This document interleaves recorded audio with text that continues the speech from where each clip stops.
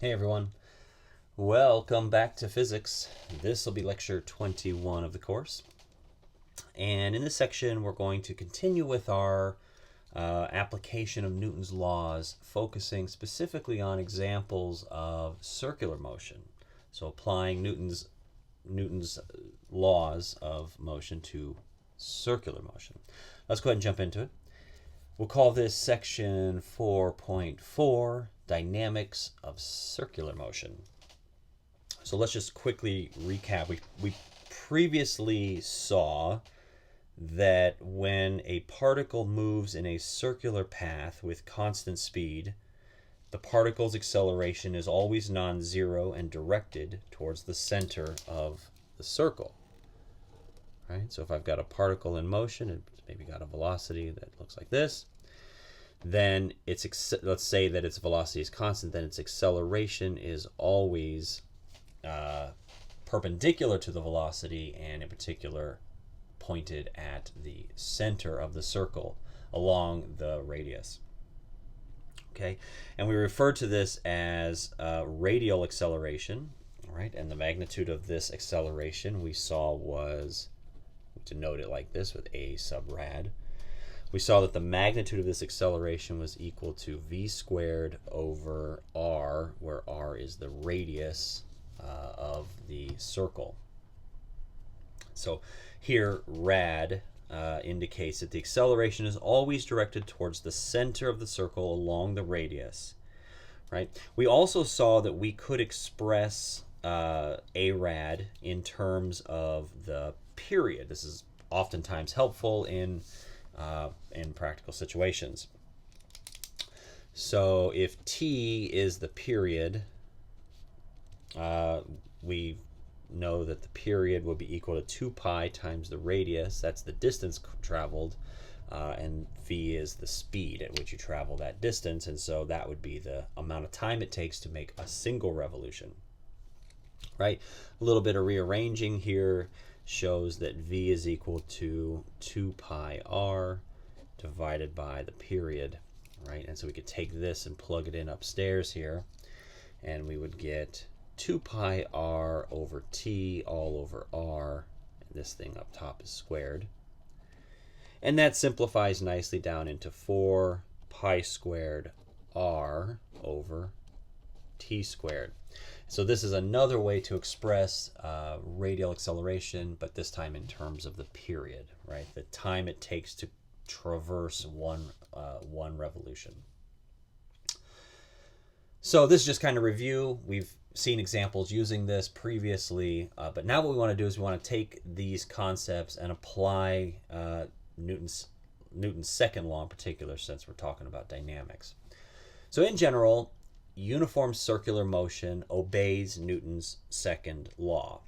The issue is that we may need to shift our thinking slightly, right? Our coordinatization in particular. So uniform circular motion obeys Newton's second law. Okay. The way we want to think about this is the sum of the forces. Well, so what do you have in here? You got the sum of the forces equals the mass times the acceleration.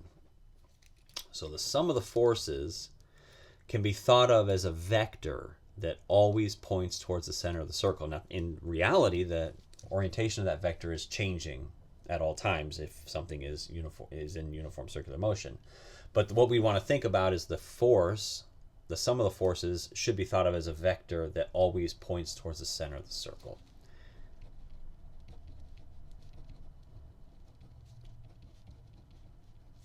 As a vector that always points towards the center of the circle, right? And so it's kind of like if you remember like your trigonometry or your calculus classes where you have to switch from Cartesian coordinates to like polar coordinates. Everything kind of changes, but fundamentally it's still the same. Right? And that's sort of what's going on here. So instead of a vector pointing in the x direction at all times or in the y direction, now you've got a vector that points towards the center of the circle, right? So whatever that orientation happens to be, we think of it, we define it as pointing towards the center of the circle. Okay. And so given this kind of, this sort of way of thinking about Newton's second law, what we can say is that the sum of the forces, this guy here, which is a vector that always points towards the center of the circle, this is equal to the mass times the radial acceleration. Okay, and so you could say that's equal to m times v squared over r, if you like, if that's convenient, or if it's more convenient to think about it in terms of the period, you could say it's equal to m times 4 pi squared r over t squared, like this. So however you want to think about it, whatever's convenient given the circumstances. So this is kind of the idea here. This is what we'll be applying in the following handful of examples. So let's start with an example. Start with kind of a simple example. Even simple examples have to be written down, so bear with me here. A sled with a mass of 25 kilograms sits on frictionless ice. A sled with a mass of 25 kilograms sits on frictionless ice. It is attached to a 5-meter rope staked to the ice. It is attached to a 5-meter rope staked to the ice. Okay, so here's the idea. You got this sled, and it's attached to this rope, 5 meters in length. And we're just going to push the sled, right? So after the sled is pushed, it revolves around the stake with constant velocity. So after the sled is pushed, it revolves around the stake with constant velocity. All right, so it's going to go around and around here, right? Right, it's going to have some velocity. We'll say it's in that direction. Okay. So the question is then, given this, what is the force on the rope if the sled has a certain velocity? What is the force on the rope if the sled...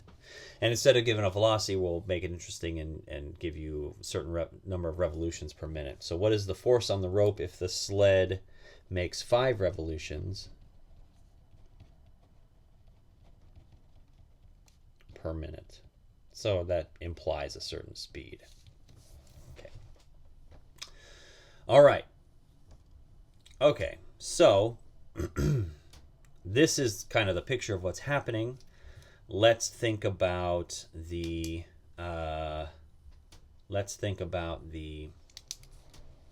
free body diagram. All right, so I've got the sled. All right, so I'm sort of looking at the sled from the side, and it's got a weight pointed down. Looks like this. Oops. Looks like that. Right, obviously it's sitting on the ice, and so the normal force is matching the weight of the sled. Right, now towards the center of the circle, right, so this thing is going to slide around like this. It's going to kind of come out of the page. It's going to go like this. It doesn't go like this. That's not how I'm drawing it. I'm kind of drawing the side view of it. So pretend you were standing here looking at it. Right, you're looking at it from the side. The force is going to be towards the center of the circle. All right, so the center of the circle is like over here, right? And it's going to rotate around this thing like this. Okay. Right, so you've got the weight of the thing, and you've got the normal force. Those two are obviously in equilibrium. Really where the force is, where there's a net force, is this thing here. And that's really what the tension of the rope is doing, isn't it?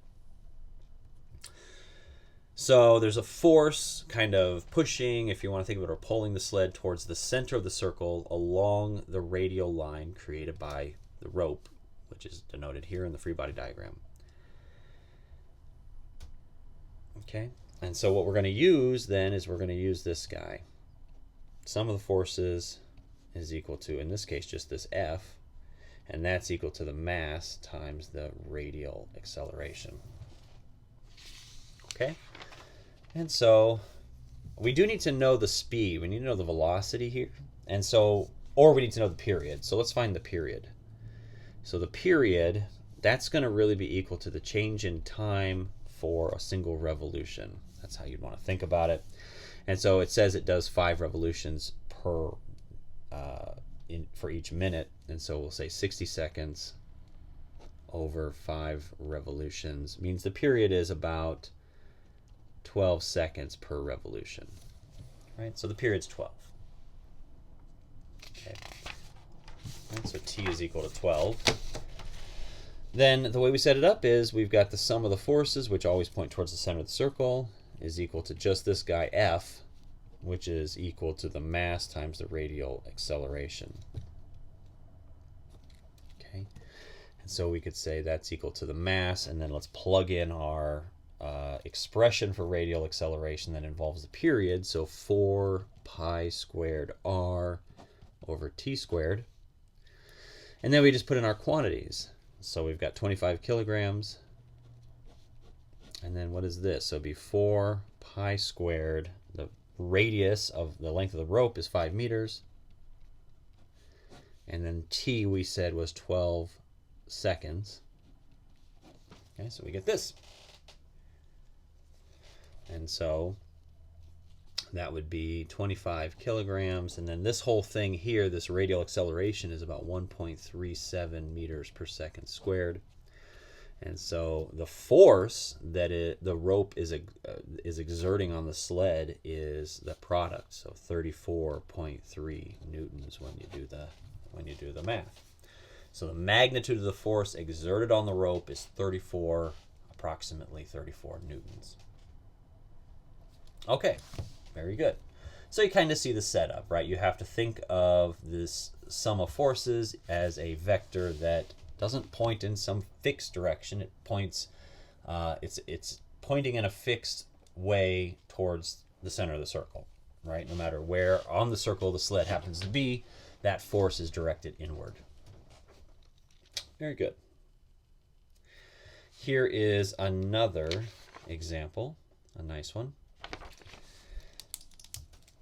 making use of the same ideas. So a car traveling at a certain speed can, in theory, bank on a steep enough curve even if the car's tires have 0 friction.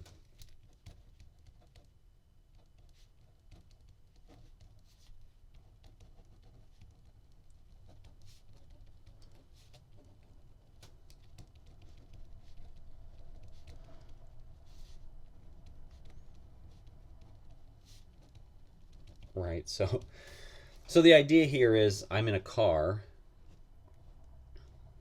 I'm going around a circle, right? If I'm going around a corner, right? Let's say I've got a radius here, right? If that corner is banked,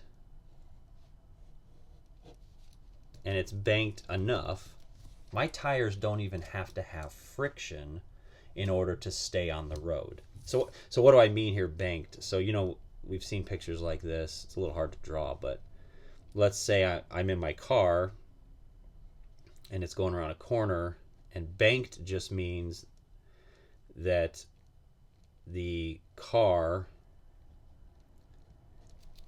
kind of tilts up as it goes around the corner, right? It comes around the corner here and it's banked up. So that's kind of what I'm trying to draw.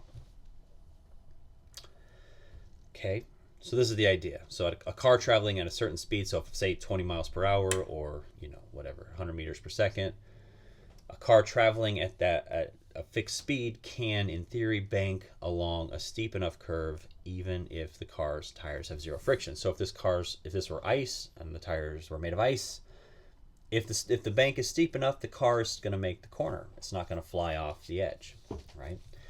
So the question is, given a car that is moving at speed v, what angle alpha should a bank have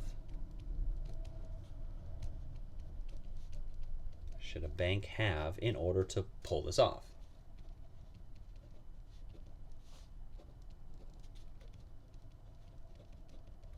Okay, so we'll just keep it general. The speed is v and the angle is alpha. Now the angle is going to be a function of the speed, clearly, right? Like the faster you go, the steeper the bank needs to be. If you're going very slowly, the bank can probably be very, very mild in its angle.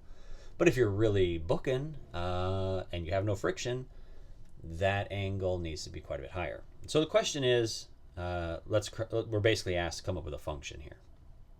Something that relates this angle alpha to the speed of the car. Okay, so let's think about a free body diagram here. Let's come up with a free body diagram here. So I've got the car, we'll just put it right there. It's being pulled down by gravity, W equals mg. Right, and this is kind of a head-on view, right? Think of it, it's almost like this view here is what we're trying to represent.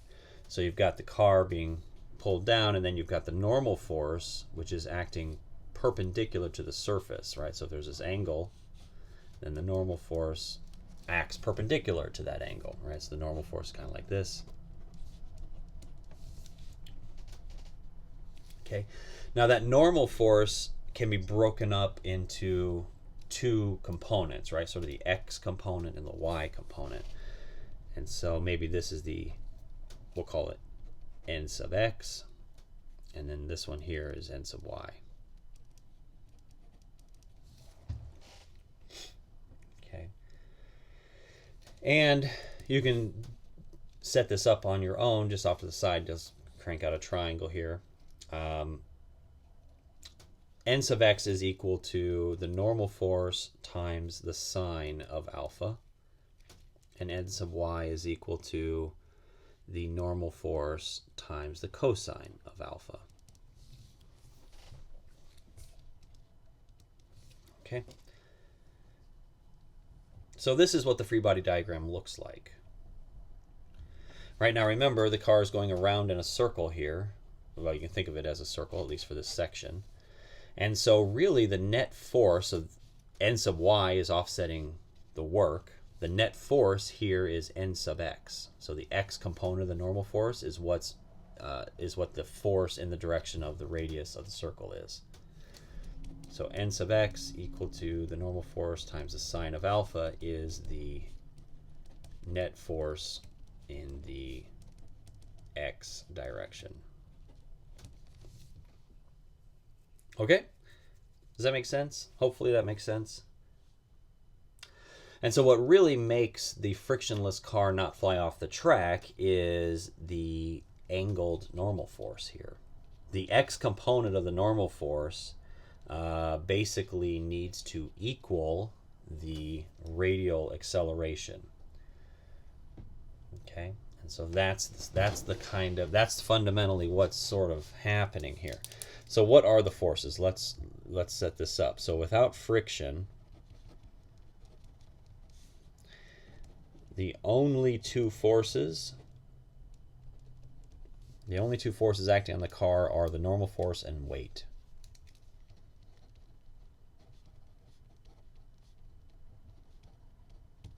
Okay, so let's set it up. In the x direction, we'll take this to be x, obviously.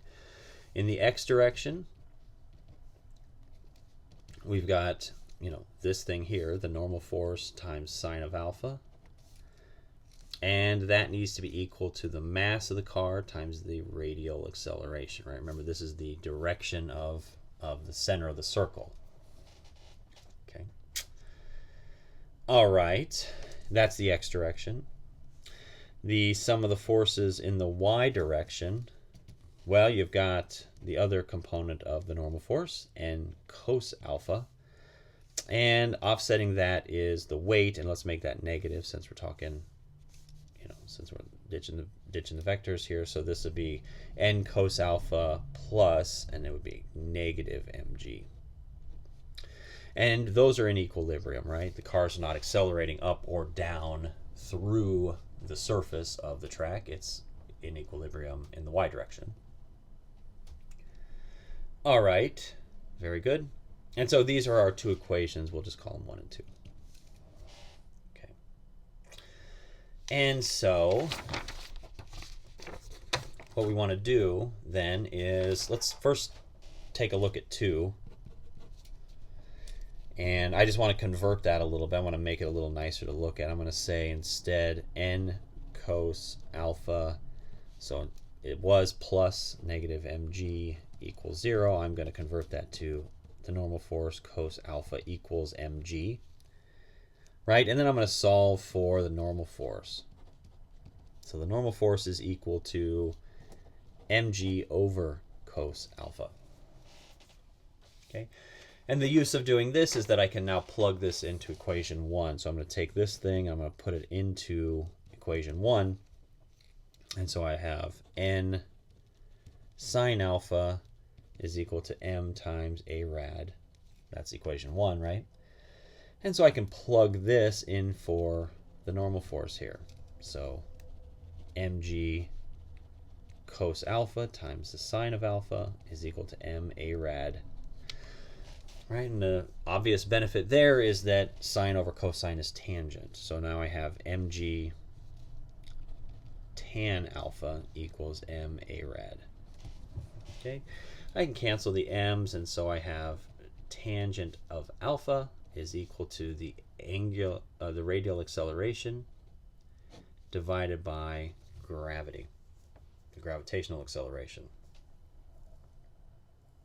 Okay.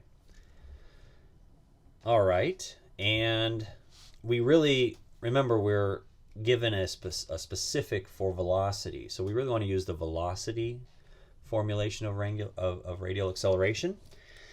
And so tangent of alpha is equal to, remember what radial acceleration is in terms of velocity. It's v squared over r, and that's all over g.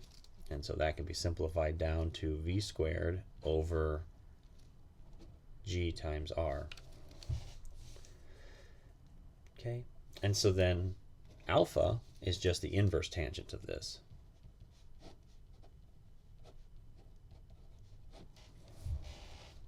All right, so alpha depends upon the speed of the car and the radius of the corner. Okay, doesn't care about the mass of the car at all. Actually, heavy car, light car, doesn't matter. It's all about how fast is it going and how tight is the corner. Like a small radius is going to require alpha to be a lot steeper.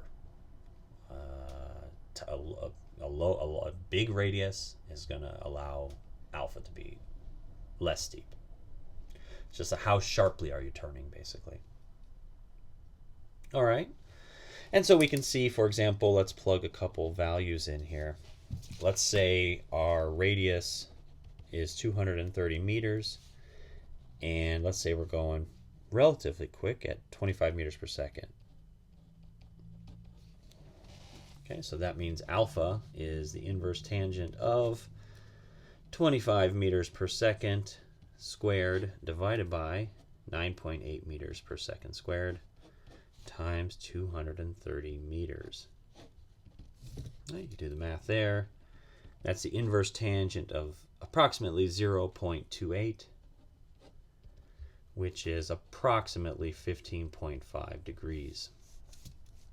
Okay, so that means given a car traveling at this speed, we would have to have about 15 degrees of bank. Right, and that's assuming a frictionless. It's assuming frictionless tires and a frictionless track, so it's like ice on ice.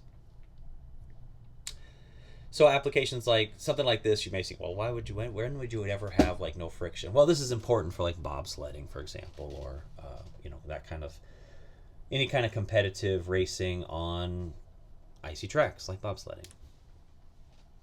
All right, very good. Okie dokie. It's kind of an interesting example. Here's another interesting example. This will be the last example, but this one has to do with like a Ferris wheel, which is a carnival ride. A passenger on a Ferris wheel moves in a vertical circle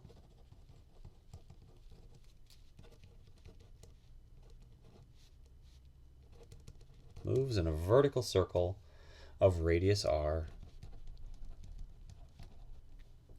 with constant speed v.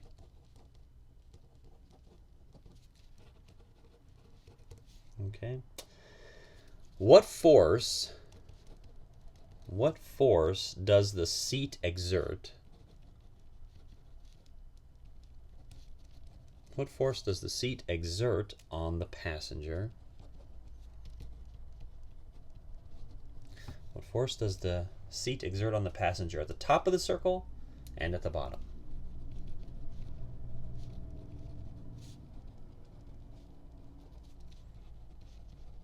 Okay. That's an interesting question, right? So if you're on the Ferris wheel and it's constant velocity, right? It's kind of moving around in a circle. You're at the top of the circle versus the bottom of the circle, right? So let's think your velocity is like this, constant, not changing. Your acceleration is towards the center of the circle. So this is your V, V, A. Now, if you think about it, what are the forces involved here? You've got the normal force of the seat. That's basically what's pushing up on your rear end. You've got your weight pushing down on the seat, right? Now your weight is going to, these just flip, don't they? The velocity flips, the acceleration flips, but your weight is constantly down and the normal force is constantly up. Okay, so the question is the assumption here just by reading it is that the seat exerts a different force at the top and the bottom, right? That may, in the case of a Ferris wheel, because it moves so slowly, seem kind of silly, but imagine like a roller coaster when you're going very quickly around over a top. A roller coaster kind of goes like this, right? This can be thought of as, circular motion, right? Certainly when you're going over the top, you feel like you're going to come out of your seat. When you're going down the bottom, it feels like you're going to go through your seat. Here again, it feels like you kind of get light, almost airborne if it's going quick enough. Now the difference here is that this is not uniform circular motion, right? The roller coaster speeding up and slowing down, but this phenomenon of feeling like you're kind of come out of your seat and feeling like you're kind of getting pushed down into your seat is not unique to like a roller coaster. It would actually happen over here as well. And in fact, if you were to speed up the Ferris wheel very quickly, you would notice this phenomenon in a more pronounced way. So let's take a look at the free body diagram. We're going to come up with two of them actually. We'll have a free body diagram at the top, and we'll also have a free body diagram at the bottom. Okay, so here you are sitting in your seat at the top of the Ferris wheel, and your weight is directed downward. All right, and you've got a normal force also opposing that. Now, in the case of being at the top, the acceleration vector is down, right? It's in the direction of the weight. It's in the direction of your weight. What happens at the bottom of the roller coaster or the Ferris wheel? Well, still weight equals mg. Right? Your weight hasn't changed. Normal force is pointing upward. All right, same orientation. Now at the bottom of the at the bottom of the Ferris wheel, what's the acceleration look like? Well, it's upward, isn't it? Right, you're down here.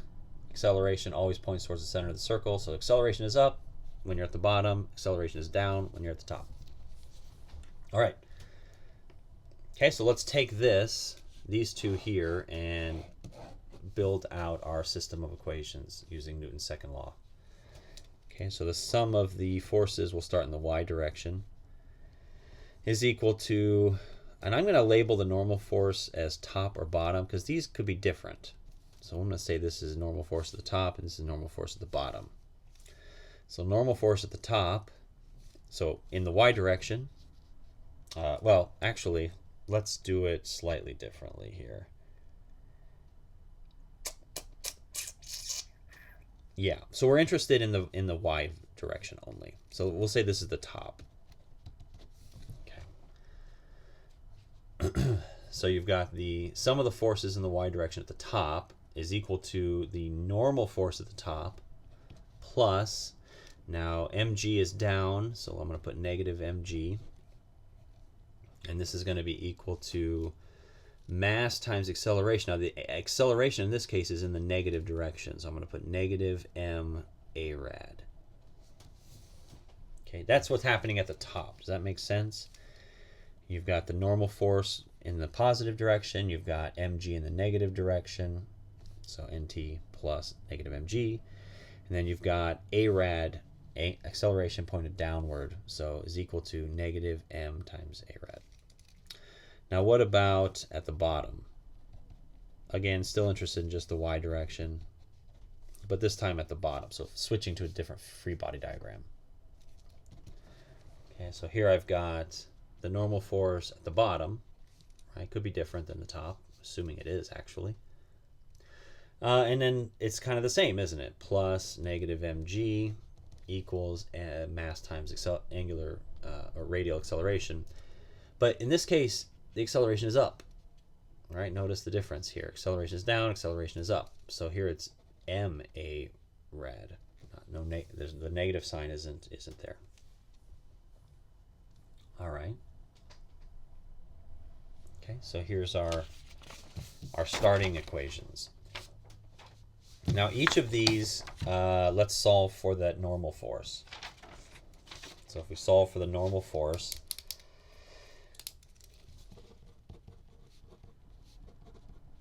right, we'll start with the top. So what do I have here? I've got the normal force at the top is equal to, the normal force at the top minus mg is equal to negative m a rad, right? And so the normal force at the top is equal to what? Mg minus m a rad. Okay, and so I'm going to rewrite that as mg minus m, and I'm going to put v squared over r in there. So instead of radial acceleration, I'm going to use expression using velocity. Okay, so I've got this. And at the bottom, it's going to be real similar. It's just I believe, just a different sign. The normal force at the bottom, again, minus mg is equal to m a rad. This time, this is not negative. Okay, and so the normal force at the bottom is equal to mg plus m a rad, which I'm going to write mg plus m v squared over r. And so you got this one. All right, so what are these things? What is this telling us? So let's consider the top first. All right, so what is the top telling me? Well, I've got the normal force at the top. Remember, this is the force that the seat exerts on me, right at the top of the Ferris wheel. It's equal to mg minus m v squared over r. So this is the normal force at the top of the Ferris wheel. And what is this telling us? It's whatever this force is, it is less than the person's weight. So I've got the weight, my weight, minus some quantity, right? So this force is less than the person's weight. So you feel lighter at the very top of the Ferris wheel. That should align with your experience. Think about the roller coaster again. When you go up over the hills really quickly, you feel light. You feel like you're floating up, right? That's what's happening. It's this phenomenon right here. Right? If you were to go very, very fast around the Ferris wheel, even at a uniform speed, you would feel that lightness at the top every time. And at the bottom, it's just the reverse. Right? Down there, it's mg plus mv squared over r. Right? So at the bottom of the ride, the force you feel is more than the person's weight. So you feel heavier at the bottom. Right? Again, that should align with, if you've ever been on a roller coaster, how that feels when you race down through a trough or through a valley. You feel like you're getting pushed down into your seat. Okay. So let's plug in some real values and see what this looks like. Let's say you weigh 100 kilo, well, your mass is 100 kilograms. It's about 200 pounds or so, a little more. Let's say the speed of the Ferris wheel is a modest 0.5 meters per second, so not too fast. And let's say it's fairly big with a 50-meter radius. Okay. So let's see what this effect looks like. What's the normal force at the top? Well, it's 100 kilograms times, right? I'm going to simplify this by factoring the m out. So this would be like m and then g minus v squared over r. And this would be mg plus v squared over r. So just to make the arithmetic a little easier, I'm going to write it like that. So 100 kilograms is the mass, and then it's 9.8 meters per second squared minus, right at the top it's minus, 0.5 meters per second, quantity squared, over 50 meters. All right, you do all that math and you get 979.5 newtons. What about at the bottom? Well, similar, 100 kilograms times 9.8 meters per second squared, this time plus 0.5 meters per second squared over 50 meters. And this time you get 980.5 newtons. So it's about a newton difference. What's the weight? What's your actual weight? That's mass times gravitational acceleration, right?